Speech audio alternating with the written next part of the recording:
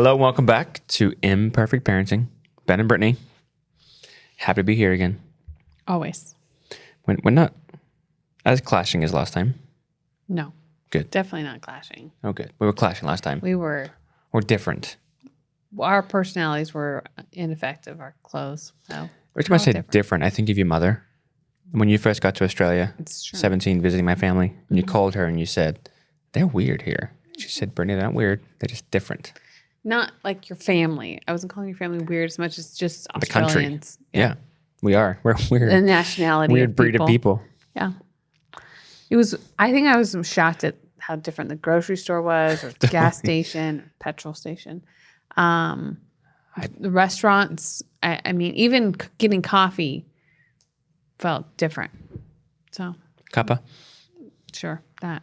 The options, I'm like, what is a vanilla slice? A vanilla slice of what? What am I getting a vanilla slice of? We can't talk about Australian food. Okay. Sorry. Gonna get me hungry and sad. I just remember thinking, what are these pies. words and what does that mean? A meat pie? I'm going to eat meat in a pie? Is it sweet pie? I took Brittney to an Aussie rules football game, Australian football. Yes. She was probably the loudest That is cheerer in our section. I was allowed to add your family. It was that's fantastic. For sure. And that's just cheering how for I am. my team. Mm-hmm. And here we are. Nothing's He changed. married me because of it. All right. I don't know how we got on Australia, but I'm happy we did. Mm-hmm. Our meme. Get to the meme. Okay. So it is a little baby who, there's two shots of him. The first one, he's got his hand on his face a little bit like he's thinking about something. Mm-hmm. And the other face is absolute guilt of, yes, that just happened. But not in like a bad sense of guilt, but like as in a prideful sense of guilt. Like I violated something and I'm okay with it. So first image, hand on his face, thinking about something. It says, poop before or after diaper change? And then you go to the other face where he's completely happy with his decision, or during. Yes. Every parent understands that one for sure, too. It's true. Oh, my goodness. I think the most complicated diaper change is always the boy. Really? Yes. Okay. Because you just could let it wording out whenever. Like you had to be ready, aim. Oh, here it comes. The moment Cover. he was born, Yes. he did his first poop. They cleaned him up. They moved him, and he pooped right away again. Yes. They had to change like the little. What's funny now is when it just looks like a plastic Tupperware container that they put these babies in. Can I just bring my own container? Save some money. I saved myself $30,000 and just bring my own Tupperware container. I bought this one at Costco for $7.99. That's what I think of. But yes, Lincoln had to be moved into a completely new plastic container because he filled it up. That with was so poo. proud. He did it twice. It was pretty funny. He had been waiting to get out to do that. That's what happened. Do you really have a parenting podcast until you've talked about poop? It feels like. I don't know. Oh, children. I love them. They're also gross. But it's all right. It's all good. They're messy. They are messy. That's why we love it. That's true. They teach us so much. And I think we're trying to teach them to think. Exactly. Which is what we're talking about today, is empowering to think. Yep. And leaning into how do you create powerful thinkers? How do you create kids that, know how to think through things, how to navigate things, how to ask questions. We shared a story earlier about Adeline and her shoes, and that was totally a moment of when I saw her, she said, I didn't ask good enough questions. And, but the fact that she recognized, great lesson. This is exactly the fruit that I want in these moments where, okay, you're leaning into, oh, I should have done this differently. Yeah. And nobody, I don't think that came from you.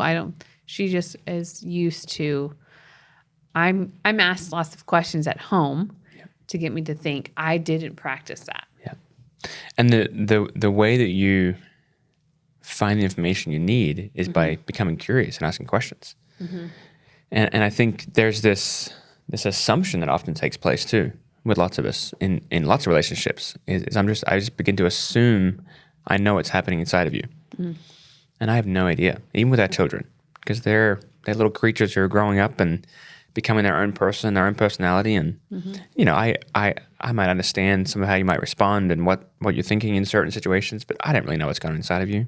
Sure. And that's, I think, starting with even that helps me learn to ask questions, which then leads me to, I'm going to ask questions with this curiosity to draw out of you. So you have to go think about it yourself. You know, tell me more about this thing you're passionate about. Help me understand why you did that right there. And that, you know, so even with the Adeline situation, I think my first question that we shared on that podcast was, what did you learn? Right. I know what you should have learned, but I don't know what you're learning. So go inside for a minute and have a look. Yeah. What are you learning right now? And, you know, we're trying, our kids are all in these different stages right now, not that are just big moments of the next Transition. Yeah, the next level up, if you will, in their lives. You know, Lainey's about to become an adult, so she's purchasing a car and taking on that responsibility that's nicer than what she currently has. And, you know, Adeline's headed more and more towards high school and navigating that junior high. She's actually really navigated the junior high really well. And I think Lincoln's navigating some of his own stuff just as he's growing out of that elementary and into the... He's right on the precipice. Right on that teen. He's right in there. It's just so funny to watch. But all of the fruit that we're seeing here came from asking lots of questions down here. Yep. That's what it feels like. Is we planted the seeds of when you hit your brother, how do you think that makes him feel? Yep. When you... when you tell mommy that you don't have reading and that you didn't do any of your reading for the whole year and now you have to read the whole book over summer, how does that feel? You know, it's just these questions. How does that feel? Depending on the situation, the other question we would ask is, what do you need from me? And because that's the other thing I think parents jump in and assign is the need that their child has that I need to fill. Well, it might not be the right one because we will assign the responsibility to ourselves instead of assigning it to our kids. So what do you need from me? I don't know. Okay. Well, when you know, come find me. Yeah. One of the ways that conversation with Delaney has gone many times is I'll say, do you need anything from me? What do you need from me? And she'll say, no, nothing. No, I'm good. And I'll come back to her and say, is that because you're not going to tell me or you're not sure right now? Because one of the things we know about her is she doesn't want to create inconvenience and a demand on the relationship. And it's just her personality. Yeah, which I understand, and I'm probably wired closer to that than you are. And yes, all of our children are wired more like you than me. That is how they've all come out, even though they were inside of me. I'm gonna leave that right where it is. I'm sorry. I just thought I'd have at least one. Nope. It is interesting. I mean, even how Delaney looks. Someone told me the other day she looked more like you growing up. She's starting to form into Brittney more. Yeah. Just have it. Just take it. Okay. Just receive. I'll take it. But I just think even with Delaney, honey, you do have needs, and that's been part of this. Is I need you to go look what it is. I'm going to help you. We can help you find them, but dismissing and pretending you don't cannot be an option. Hey, it's Brittney here. I'm normally on the Kylo Show, yes, but I wrote a book. I wrote a book for parents, but I talk a lot about moms. So if you're listening to this and you're a mom who's frustrated, who feels like you're failing, who feels hopeless in this game of parenting that we're in, I want to invite you to read my book. It comes out Mother's Day this year, and I picked that day on purpose because I know that church is attended the most on Mother's Day. And I've met with so many moms out there that want to do this well. And so do I, which is why I wrote this book. I know that connection is the goal, and perfection just gets in the way. So if that's you, mom, buy yourself this gift on Mother's Day. It's going to be worth it. So I hope that you feel blessed and encouraged by my new book, Imperfect Parenting. You can find it at imperfectparenting.co. And that's a really great point of helping to empower them to think and make space for their needs, because Delaney's a very demanding child, very loud, very intense. But that, as she matured and grew more self-aware, it really, I think her personality, her true personality, morphed and became on display. And now she's like, oh, I don't want to have needs because I don't want to inconvenience people. I'm like, oh, that's not true. No. Let's not do that. So she's done lots of reps, and she's still got lots of reps to go in confronting that thing that wants to creep in. But so much of this is asking the question, which we do often, what do you need? Yep. What do you need? And what do you need to fill if they get stuck? How did that make you feel? What do you think that you're stuck on? Or what are you confused about something? I feel like we just lead with them so many questions all the time, because we want them to learn and think about things more than I want to just tell them. Yep. Because if I tell you, then when you need to know how to think, you won't. No thinking required. Because I have told you. Or you're going to replace that telling you what to think with someone else just telling you what to think, which makes powerless people. Yep. We got enough of those. So we need to make some powerful people. Come on. Which is asking good questions, leading with curiosity, and making space for learning to happen. And the parents, for parents. the parents with little kids, I think this starts with lots of choices. Mm-hmm. This is where it starts is, something as simple as red plate, blue plate, pink cup, orange cup. They're like, orange. Oh, wow, good job. You chose, but it requires them to begin to practice making choices that they can own. Mm-hmm. And so I'm having to just practice this simple act of thinking rather than just being told, orange cup. And I'm guilty of, I can just go into told mode because I want it to be done. That's my thing, is I want it to be done. So I will just start directing it. And that's where I've gotten in trouble in the past. But what I know is that if I keep just taking over, when they leave my house, they're going to call me and go, can you just take over? Yep. Well, I want to be done. I want to be done with the managing of your life. Oh, no, I created you to be codependent on me because I've done it all for you. Yep. Well, that's not what I want to do. And a lot of times the parents, the questions I get is, my child has anxiety when I ask them to make a choice. Well, the hard truth is that you've probably put that to practice because you've not empowered them to do the really low risk things. And even I would be exploring, why are you afraid to make this choice? Yep. It's just vanilla or chocolate ice cream. Right. What are you afraid of? Yeah, because I don't want the job to have to tell you all the time. Yeah. When that becomes my job, I'm becoming mad at you. I'm not having any fun. No. I asked Delaney the other day, it's gone from, we started with her 10 months old with some of these tools and choices started really early with her. And then, not at 10 months old, but I mean, she was learning her impact on us back then and having to start. I think just the other day I asked her, there's this bill coming up and, we want to help her. She's kind of easing into adulthood. But I asked her, we owe this much for this thing coming up. That's for you. I'd like you to think about how much you would like to contribute to that. And I walked away. And, she's like, okay, like I can pay the whole thing. I said, I'm not asking you to pay the whole thing, but I do want you to think about what you can own there. So she's going to have to deduce some number and, what's my responsibility. And I'm not, she can't really fail here. And she might give a bigger number and I'll say, hey, tell you what, we'll take more of that than you think. But just these little moments, it's grown from red cup, blue cup to what kind of car do you want? Yes. That's where we're at now. Delaney and Adeline are so different, like us. Yes. But Delaney says, I just wanted to have good cup holders. We should say the car she had before had crank windows, which are hard to find, guys. It's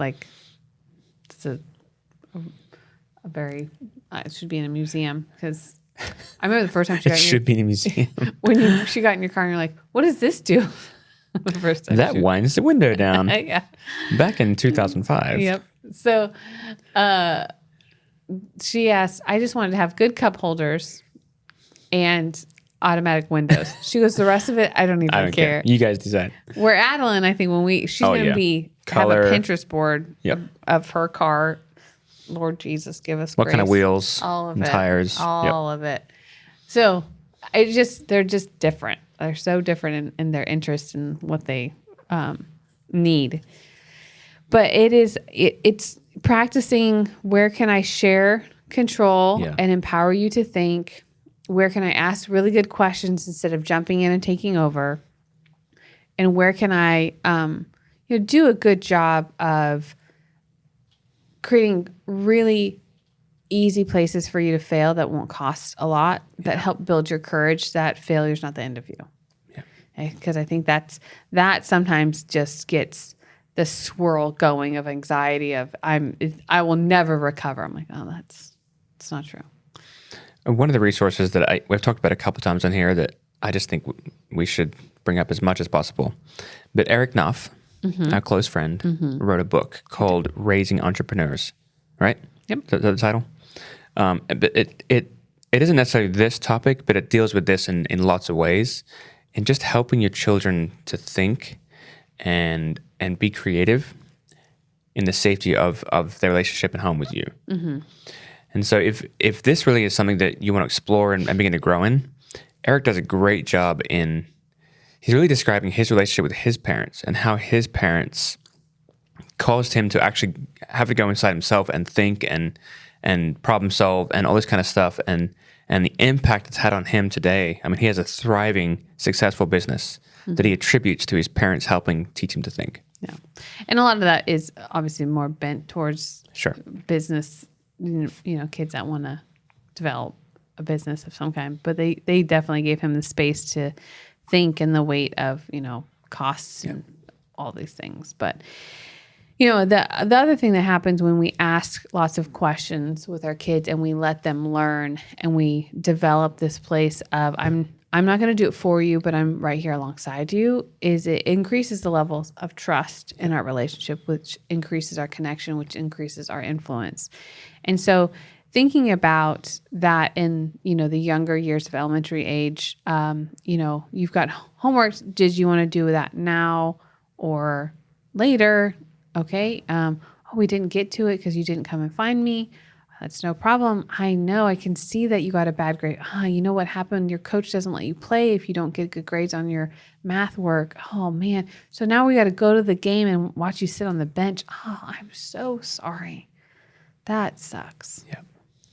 What happened? How'd you end up on the bench this game? Instead of, you know exactly what happened. The reason why you're on the bench is because you didn't do your math. And when you don't do your math, you know exactly what's going to happen. So you deserve to sit on that bench because you didn't do your math. You could do that. But all it does is absolutely confirm I'm a failure. What's already happening inside them. And I should be punished. Almost feels mocking. I know that's not the heart of a parent, but that's kind of the experience. But if we show up with empathy and we show up with questions, and what can we do differently next time? Where could you have asked for my help sooner? Do you feel like you got a good understanding of a plan for if this happens again? Do you need my help creating a plan? Do you need my help creating a schedule? And, this is Lincoln. Lincoln is easily distracted. And then he has a mountain of schoolwork. Mm-hmm. So his being successful looks like, okay, this is a bummer. And I know you need my help on a lot of this, but you didn't ask us. Yeah. What are you going to do about that? Because you keep getting yourself in the situation. That sucks, son. Okay. You need a to-do list. Does it help you if I write it out? If it helps you, if I underline what ones are most important to get done, I'm happy to do that. Okay. All right. Here's your to-do list. You let me know if you need help. Yep. But again, I'm building trust because I'm not abandoning you in this. I'm going to stay connected to your heart, and I get to ask really powerful questions that hopefully influence you to change to doing something different. Yep. That's the goal. Yeah, and there's something inside of you that when you feel trusted, when you feel like you can handle this and you can do it. The funny example I keep thinking about is we had 4 trees come down this season at our property.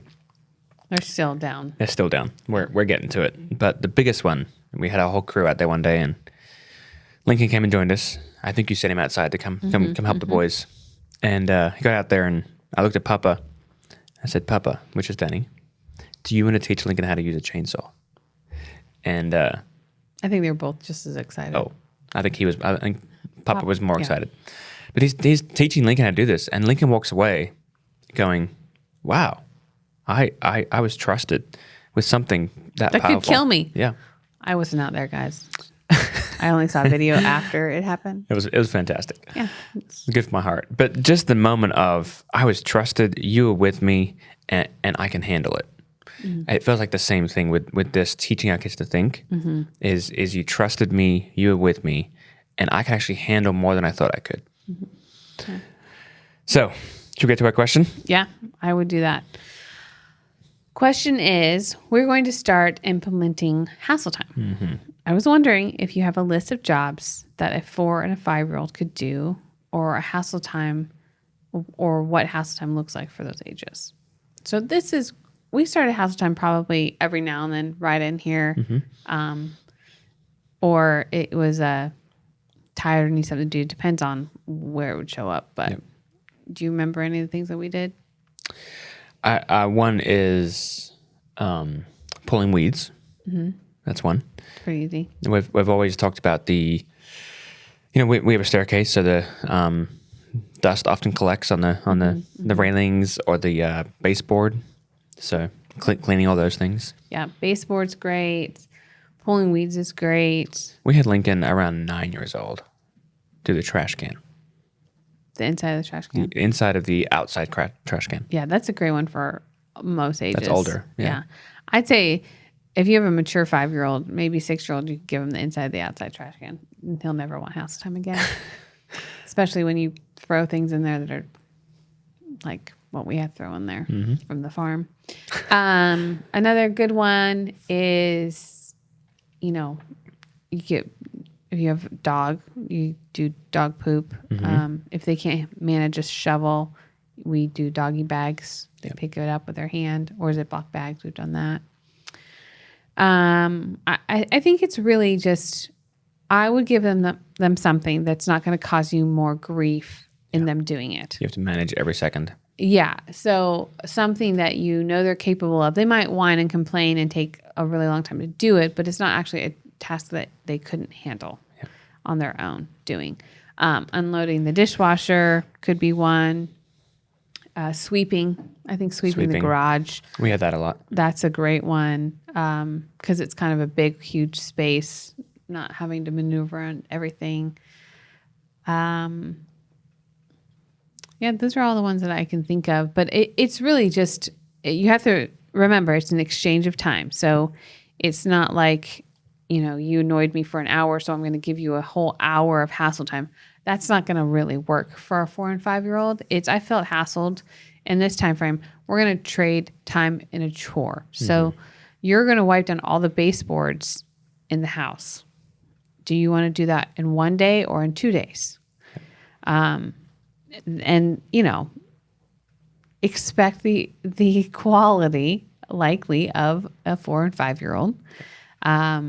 Or if you really want it to be fantastic, I'd stick to one area and expect excellence from them. So that's my input. That's great.